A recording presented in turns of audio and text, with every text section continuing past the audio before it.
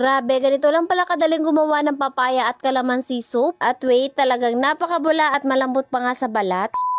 Bago nga ako magsimula ito, ready ko na nga muna yung mga kakailanganin natin. 3 ingredients nga pala yung gagamitin ko sa bawat sabon na gagawin ko. Optional lang naman yung mayroon pang padagdag nga lang yan ng benefits sa gagawin nating sabon. Iniwa ko na nga rin sa gitna itong papaya at kalahati lang naman ang gagamitin ko. Overripe na papaya yung ginamit ko para nga hindi ko na kailangan ng food processor. Kailangan talagang durugin itong papaya para nga hindi magbuo-buo pag ilalagay na nga natin. Pagkatapos naman ito namang glycerin soap yung gagayatin natin. Kalahating kilo nga pala na glycerin soap yung gagamitin natin at hinati ko pa nga sa gitna para nga sa dalawang klaseng sabon na gagawin natin. At yes mga mare, ito talaga yung main ingredients na gagamitin natin kapag nga gagawa tayo ng sarili nating sabon. Ginayat ko nga muna itong glycerin soap natin sa maliliit para nga madaling ang matunaw. Nabili ko nga lang ito sa online at kung gusto mo nga rin bumili, ilalagay ko lang yung link sa comment section. Nagpainit na nga rin ako ng kalan at nung mainit na nga nilagay ko na nga rin itong glycerin soap. Wala pa nga 1 minuto mga mare, yan nga unti-unti na nga rin natutunaw.